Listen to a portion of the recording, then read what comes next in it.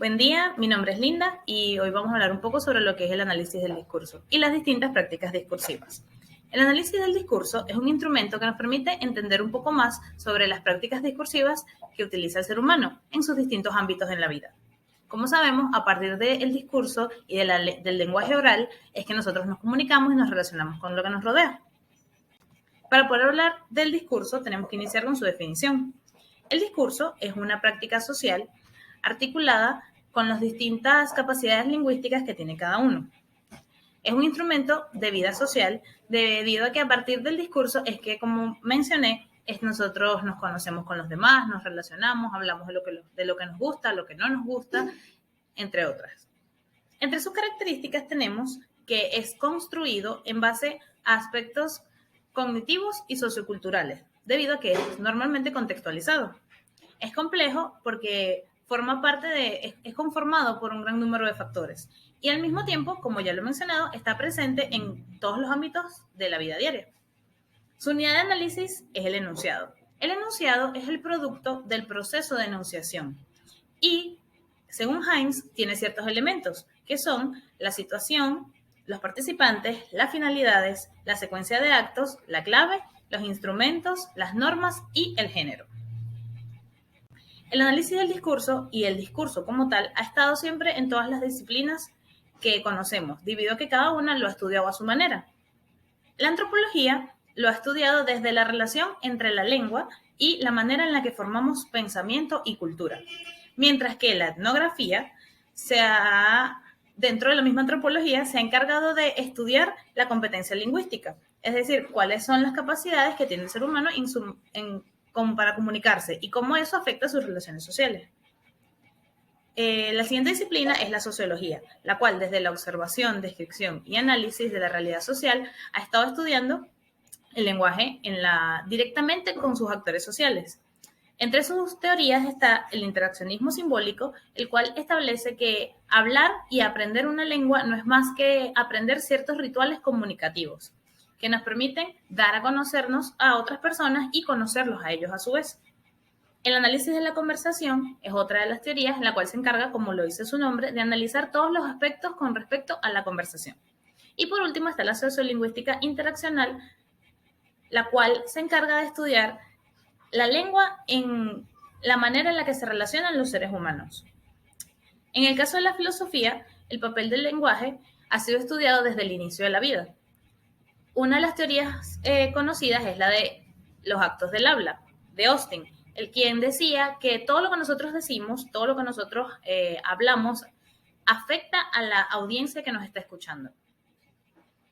La psicolingüística se ha encargado de estudiar el desarrollo de la lengua y cómo se realiza a través de la interacción comunicativa. Esta disciplina y sus teorías dicen que a pesar de que el ser humano tiene la capacidad innata de formar un lenguaje, hasta que no interactúa socialmente con otros, ese lenguaje no puede construirse. Es como si una persona creciera de manera aislada, a pesar de que tiene la capacidad de hacer un lenguaje, no lo va a poder hacer porque no está faltando esa interacción con otros que terminan de formar su competencia comunicativa.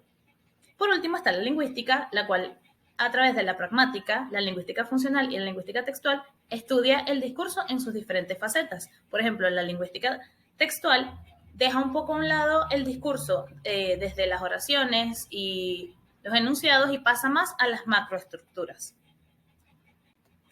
Dentro de las distintas unidades discursivas o tipos de discurso tenemos el discurso oral.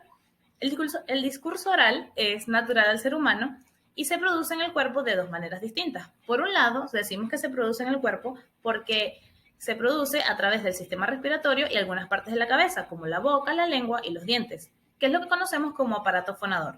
Mientras que por otro lado, también se produce un lenguaje y se produce un discurso al momento de hacer gestos y movimientos con el cuerpo. El discurso oral, además de su función comunicativa, tiene una función estética y lúdica, que tiene mucho que ver con los mitos, leyendas y cuentos que algunas sociedades culturales y algunos grupos van pasando de generación en generación como una manera de dar a conocer su historia. Y dentro de este discurso tenemos la enunciación oral prototípica, la cual se basa en unos rasgos principales que son, en primer lugar, la participación simultánea de sus participantes. En segundo lugar, la presencia simultánea. Y por último, tiene una característica muy específica, que es que los participantes no pueden limitarse solo a ser emisores y receptores, sino que aquí el participante es un interlocutor que crea, construye, activa y negocia el hecho comunicativo. Otra práctica discursiva es la conversación espontánea. Se define como la forma primera y primaria de la realización de la oralidad. ¿Por qué decimos esto? Porque cuando estamos pequeños es como el primer tipo de discurso que conocemos, porque a lo mejor no tenemos la habilidad de construir un discurso más complejo y elaborado, pero sí podemos conversar con las personas que nos rodean mientras que vamos aprendiendo. Las características de la conversación espontánea, según Zach, Chekloff y Jefferson, son un grupo de 14 características. La primera es que es dialogal, lo que se refiere a que no hay una sola persona hablando, sino que ambas personas van complementando y son parte del hecho comunicativo. Van hablando uno a la vez, que es la segunda, y los solapamientos, que es cuando alguien, digamos que habla sobre la otra persona, suelen darse muy poco en la conversación. La transición del turno, el orden y la duración son parte también de la conversación, pero son algo que no planificamos, es algo como espontáneo y no especificado, porque cuando nos dirigimos a una conversación o cuando iniciamos una conversación con alguien, no decimos, bueno, voy a tener el turno yo y luego tú y luego no establecemos nada de eso, ni establecemos tampoco, por ejemplo, la duración de la conversación. Tampoco establecemos normalmente el contenido, que es otra de las características, porque a pesar de que a veces intentemos, nos vamos a reunirnos a hablar de un tema en específico, terminamos hablando de otra cosa o de temas que se relacionan con ese tema que habíamos dicho, así que el contenido no se especifica del todo. La distribución de los turnos tampoco. El número de personas en la conversación no es algo que esté establecido tampoco previamente, ni el tipo de discurso. Las técnicas que utilicen para el cambio de turno tampoco es algo, existen, pero no es algo que utilicemos normalmente. Y además de esto, las unidades formales pueden ser desde una palabra, una frase o una oración. Eso tampoco es como tan rígido. Y por último, existen mecanismos que se encargan del cambio de turno. Con respecto al cambio de turno, podemos hablar sobre ciertos lugares apropiados para la transición. Estos lugares suelen darse en la conversación a través de preguntas o pausas donde una de las personas da entrada a la otra para que continúe siendo la persona que habla. En este tipo de casos donde alguien escoge quién va a hablar, lo conocemos como heteroselección. Mientras que la autoselección es cuando en una conversación cada persona, digamos que decide por sí misma cuándo puede comenzar a hablar y cuándo debe como ceder el turno a la otra. Dentro de los tipos de discurso y de estas maneras comunicativas, tenemos unas modalidades. Está la modalidad persona a persona, que es cuando, hablamos uno frente al otro, se mantiene, digamos que un diálogo, y la monologal, cuando un solo locutor u orador está frente a un público. Entre las teorías que tienen mucho que ver con los discursos, tenemos la adquisición de la competencia oral, la cual, como hemos mencionado con una de las disciplinas, tiene que ver cómo se aprende a hablar dentro del proceso de socialización.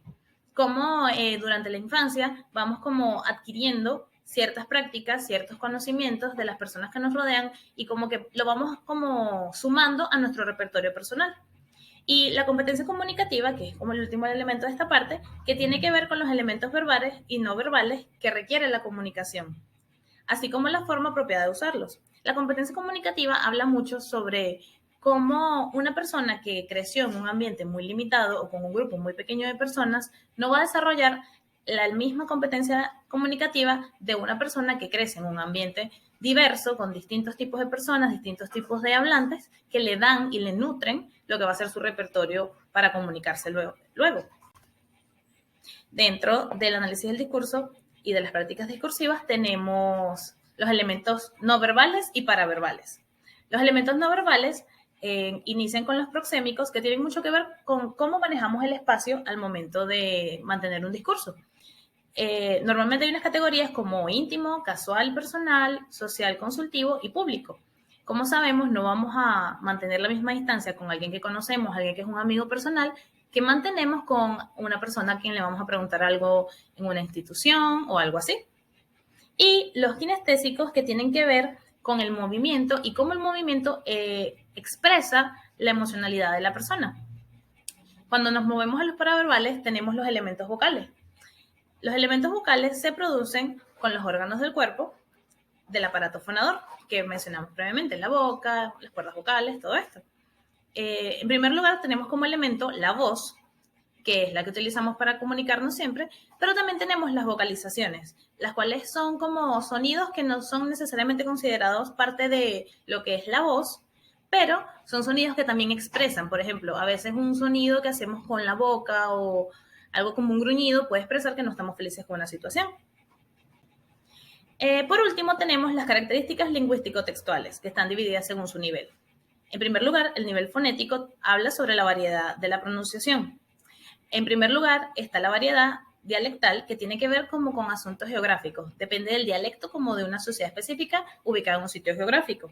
La social tiene que ver un poco como con las palabras, cómo utilizamos las palabras en distintos ámbitos de la vida. Digamos, algo formal y algo informal, que se relaciona con la siguiente, que es la situacional. No vamos a digamos que hablar, utilizar las palabras de la misma manera al momento de dar una conferencia que lo utilizamos en un contexto más casual. Y por último también está lo individual, que ya depende como del estilo de cada quien. En segundo lugar tenemos en el nivel fonético la prosodia, que tiene que ver con entonación, intensidad y ritmo. La entonación nos permite, además de muchas cosas, conocer qué tipo de oración, digamos, estamos escuchando o estamos diciendo, como cuando estábamos pequeños y nos explicaban que las oraciones exclamativas, interrogativas o imperativas. La intensidad tiene que ver con en qué partes de algunas palabras como que colocamos lo más intenso. Como está en el ejemplo de la diapositiva, hay palabras que se escriben igual, pero cuando las pronunciamos hacemos énfasis lo que nos dice qué palabra es la que está diciendo esa persona, aunque a veces hasta sin características del contexto. El último es el ritmo, que normalmente nos da algunas, digamos que pistas de la persona que está hablando. Si, por ejemplo, hablar muy rápido se asocia con estar nervioso, mientras que hablar lento se asocia con una persona que está segura de lo que está haciendo.